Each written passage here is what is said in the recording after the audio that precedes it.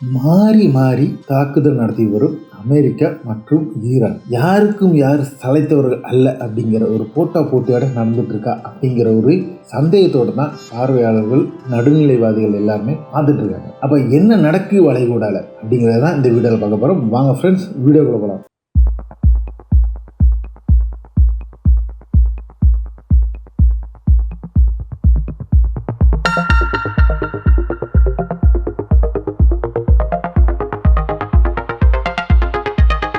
Hi friends, welcome back to SJ Tamil Nadu செய்திகள் and நான் உங்கள் எஸ்ஜே. ஃப்ரெண்ட்ஸ், கிட்டத்தட்ட 25 நாள் ஆயிடுச்சு அமெரிக்காவுக்கும் ஈரானுக்கும் இடையே நடந்த ஒப்பந்தம். இது 60 நாள் ஒப்பந்தம். இந்த 60 நாள் ஒப்பந்தத்தில் செய்ய வேண்டிய காரியங்கள்னு சொல்லிட்டு ஒரு லிஸ்ட்டை போட்டாங்க. அதுக்கு ஒரு குழு அமைக்கணும்னாங்க எல்லாம். ஆனால் இன்னைக்கு பார்த்தீங்கன்னா கடந்த 4 நாட்களாக அமெரிக்கா ஈரானை தாக்க, ஈரான் அமெரிக்கா தாக்க அப்படிங்கிற ஒரு நிலைமையில போயிட்டே இருக்கு. ஏன் இந்த பிரச்சனை அப்படின்னு சொல்லி பார்க்கும்போது, அமெரிக்கா ஈரான் கையில் இருக்க ஹார்மோஸை எப்படியாவது எடுக்கணும் அப்படிங்கிறது அமெரிக்காவின் குறிக்கோள். அமெரிக்காவோட கிளவர் மைண்ட் இருக்கு, ஆனால் அதை கூட புரியாமல் இருக்கிற சில அரபு நாடுகளும் இருக்கு. இப்போ ஹார்மோஸ் கம்ப்ளீட்டா ஈரான் கையில் இருக்கு. ஹார்மோஸ் என்னவோ ஈரானுக்கும் ஒமானுக்கும் சொந்தமானது. ரெண்டு நாடுக்கும் நடுவில் தான் இந்த ஹார்மோஸ் அப்படிங்கிற இந்த கடல் பகுதி அமைந்திருக்குது. ஆனால் அமெரிக்கா என்ன நினைக்கிறாங்கன்னா, இப்போ ஈரான் சைடில் இருந்து ஃபஸ்ட்டு ட்ரை பண்ணது ஈரான் கூட சேர்ந்து நம்ம ஹார்மோஸை கண்ட்ரோல் பண்ணிக்கிறோம், பங்கு போட்டுக்கலாம், வர்ற வருமானத்தை பங்கு போட்டுக்கலாம் அப்படின்னா உங்க எல்லாமே செஞ்சு தர்றேன் அப்படின்னு பேசினாப்ல. ஈரான் எங்களோட இதில் யாரையுமே பங்கு போட விட மாட்டோம், யாருமே உள்ளக வந்தாங்கன்னா அப்புறம் வந்துக்கிட்டு ஈரானோட எல்லாமே போயிடும், தனித்துவம் ஈரான் நாட்டோட எல்லாமே போயிடும் அப்படிங்கிற ஒரு பயம் ஈரான் கிட்ட இருந்துச்சு. அதனால ஈரான் வந்து அதுக்கு ஒத்துக்கல. இப்போ அமெரிக்கா என்ன செய்யறாங்க, நீங்க ஒத்துக்கல, அப்ப நான் ஓமான் கிட்ட போய் சேர்ந்துக்கிறேன் அப்படின்ட்டு இப்போ என்ன சொல்றாங்கன்னா, ஓமான் வெளியே ஃப்ரீயா விடுற அப்படிங்க.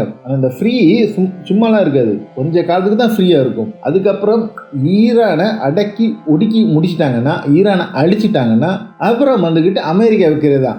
அமெரிக்கா நாளைக்கு வந்துக்கிட்டு $2 லட்சம் கட்டிட்டு போய்க்கோ அப்படின்னா கட்டிட்டு போக வேண்டிய நிலைமைக்கு வரும். இந்த $2 லட்சம் அமெரிக்கா கொண்டு போனா, இல்லாட்டி அதில் பங்கு இவங்களுக்கு கொடுப்பானா, ஓமானுக்கு கொடுப்பானாங்க கூட சொல்ல முடியாது. அமெரிக்கா ஏற்று கேட்க ஒமானாலே முடியாது. ஈரான் சொல்கிறாங்க, நம்ம 2 பேரும் சேர்ந்து பிரிச்சுக்கிடுவோம், நம்ம ஷேர் பண்ணிக்கிடுவோம். அது எப்படி ஷேர் பண்ணிக்கலாம் அப்படிங்கிற நம்ம வந்து பேசி முடிச்சுக்கலாம் அப்படிங்கிறது தான் ஈரான் தரப்பில் வைக்கிற வாதம். இந்த நிலையில் ஈரான் என்ன நினைக்கிறாங்கன்னா, ஹார்மோஸ் கையிலேருந்து போயிட்டா ஒட்டு மொத்தமாக நம்மளோட பவரும் போயிடும், நமக்கு அணு ஆயுதம் தேவையில்லை, நமக்கு இந்த ஹார்மோஸே போதும், ஹார்மோஸும் பாபல் மந்தமும் மட்டும் நம்ம கையில் வச்சுட்டான்னா ஒட்டுமொத்த உலகத்தை வந்துட்டு ஆட்டி படைக்கலாம் அப்படிங்கிறது ஈரானோட எண்ணம்.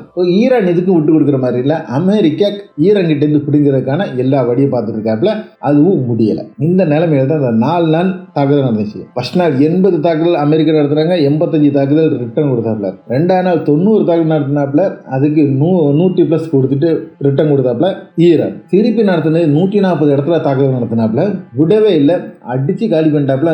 பஹ்ரைன், கத்தர், குவைத், UAE, ஒமான் சொல்லிட்டு எல்லா இடத்துலையும் வந்து அடிச்சு காலி பண்ணிட்டாப்புல.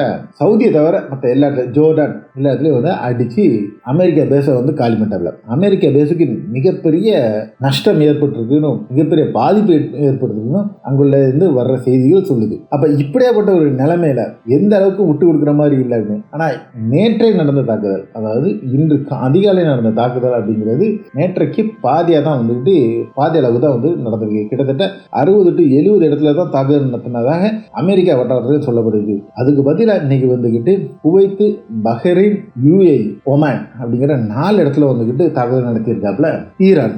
சவுதியும் கத்தரை விட்டுருக்காப்புல, ஜோர்டான்லையும் தாக்குதல் நடத்தியிருக்காப்புல.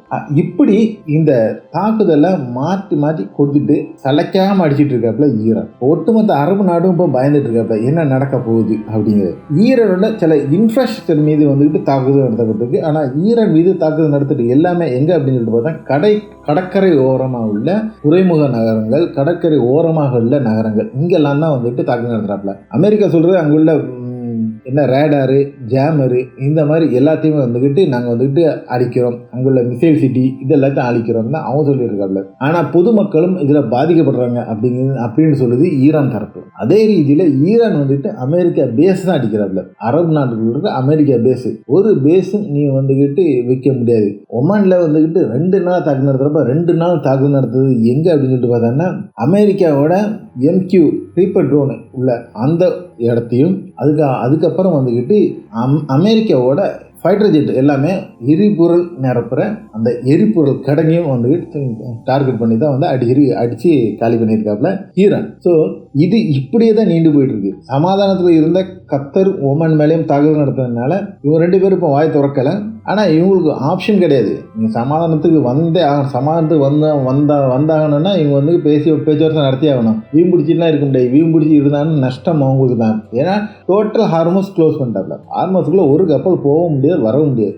ஏங்குள்ள பிரச்சனை முடிச்சுக்கோ, அதுக்கப்புறம் நீ வந்துட்டு ஹார்மோஸுக்குள்ள கப்பல் போகணுமா வரணுமாங்கிறது முடிவு பண்ணிக்கலாம் அப்படிங்கிற நிலைமையில ரொம்ப தெளிவாக இருக்கிறப்பல ஈரான் இந்த சடசடன்னு கச்சா எண்ணெய் விலை ஏற ஆரம்பிச்சிருக்கு. $70 இப்போ $80 ஏறி இருக்கு. இது இனியும் வந்துக்கிட்டு ஏறும். அப்போ நம்ம இந்தியா போட்ட நாடுகளுக்கு வந்துக்கிட்டு பாதிப்பு. ஆனால் மக்களுக்கு எந்த பாதிப்பும் கிடையாது. ஏன்னா மக்கள் ஏற்கனவே கஷ்டப்பட்டு நம்ம கூடுதல் காசை தான் கொடுத்து வாங்கிட்டு இருக்கோம். நம்ம குறைஞ்ச காசில் வாங்கவே இல்லை.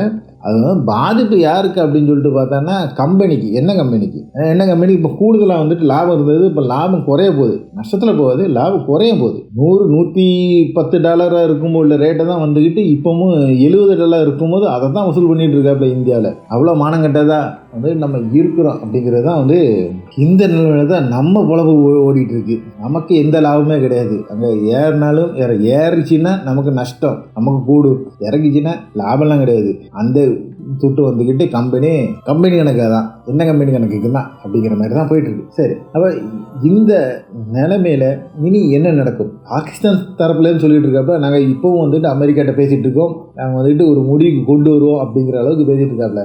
பெரிய அளவுக்கு வந்துட்டு இஸ்லாமாபாத் ஒப்பந்தம் அப்படின்னு சொல்லிட்டு பெரிய கொட்டி ஆகோஷ இதெல்லாம் பார்க்கலாம். நம்ம வந்துட்டு பயங்கரமாக வந்து சொல்லி பாப்புலாரிட்டி தேட பார்த்தாப்புல. ஆனால் ரொம்ப நாள் நிற்கல. ஒரு 15 நாள் கூட நிற்கல. 10 நாள் 15ஆம் நாளில் வந்துட்டு தாக்குதல் தொடங்க ஆரம்பிச்சிட்டு அந்த அளவு தான்.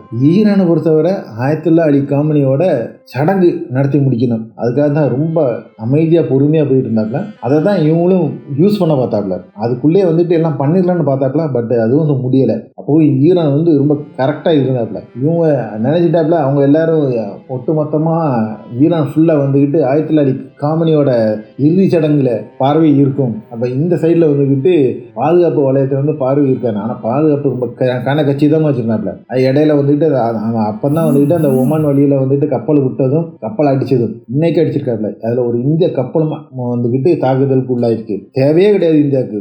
ஈரான் வழியில் வந்துச்சுன்னா ஈரான் வழியில் வர வேண்டியதானே. ஏன் விட்டுட்டு போய் ஓமான் வழியில் அமெரிக்கா சொல்கிற பேச்சை கேட்டு வந்தீங்கன்னா அதுக்கு தான். இதுக்கு பாதிப்பு யார் தரப்பா? யாரும் தரமாட்டான். செத்தவன் தான். போன கப்பல் போனது தான். அந்த கப்பல் உரிமையாளருக்கு கப்பல் போச்சு, அவ்வளோதான். அது இந்திய அரசும் ஒன்றும் செய்யாது அப்படிங்கிறத நமக்கும் தெரியும். ஸோ இப்போ ஸ்ட்ரெயிட் ஆஃப் ஹார்மோஸ் வந்துக்கிட்டு மூடப்பட்ட உள்ள நிலையில தாக்குதல் அந்த 2 சைடுமே நடத்திட்டு இருக்காப்புல. சமாதான பேச்சுவார்த்தை வருமா வராதா அப்படிங்கிற எல்லாருமே ஒரு ஆவலாக வந்துக்கிட்டு பார்த்துட்டு இருக்காங்கள. நான் எங்கே நடக்கும் அப்படிங்கிறது தான் வந்துட்டு இப்போ மிகப்பெரிய சந்தேகமாக இருக்குது. இதில் இன்னொரு இது என்னென்னா, தாக்குதல் அமெரிக்கா தீவிரப்படுத்தினா பாபல் மந்தப்பும் மூடப்படும் அப்படின்னு தான் பேச்சுவார்த்தை வந்துட்டு இருக்கு. பாபல் மந்தப்பம் மூடிட்டாங்கன்னா சொல்லி முடிஞ்சு ஒட்டுமொத்தமாக ஐரோப்பிய யூனியனும் ஆடி போகிறப்பல இந்த நிலைமை போதா. சவுதியை வந்துக்கிட்டு விடாமல் இருக்க காரணமாகவும் அதுதான். சவுதி வந்துட்டு பேக்கில் பெரிய சப்போர்ட் கொடுத்துருக்காப்புல, பேக்கில் பெரிய அமௌண்ட் கொடுக்குறாப்புல அப்படிங்கிற ஒரு பேச்சுவார்த்தையும் நடந்திருக்கு. அதனால தான் இப்போ சவுதி மேலே தாக்குதலும் நடத்தலை, அதே மாதிரி பாபல் மந்தப்பம் மூடவும் செய்யலை. அந்த வழியாக தான் வந்துட்டு சவுதி இப்போ வந்துக்கிட்டு வியாபாரம் பண்ணிட்டு இருக்காப்புல. பாபல் மந்தப்பம் மூடிட்டாங்கன்னா சவுதியோட நிலைமை மோசமாக போயிடும். அதை தான் பார்த்துட்டு இருக்காப்புல சவுதி. அதனால தான் பயங்கரமாக அமெரிக்காவுக்கு ப்ரெஷர் கொடுத்துட்டு இருக்காப்புல. சில சமயம் சவுதிக்கும் அமெரிக்காவுக்கும் இந்த பிரச்சனையில் வந்துக்கிட்டு மிகப்பெரிய பிளவு ஏற்படும் அப்படின்னு சில அரசியல் வட்டாரங்கள் அங்கே சொல்லுது. பார்க்கலாம் என்னெல்லாம் நடக்குது. ஓகே ஃப்ரெண்ட்ஸ், அடுத்த ஒரு நல்ல ஒரு வீடியோமாய் உங்களை சந்திக்கும் வரை உங்களிடமிருந்து விடைபெற்றுக் கொள்வது உங்கள் எஸ்ஜே.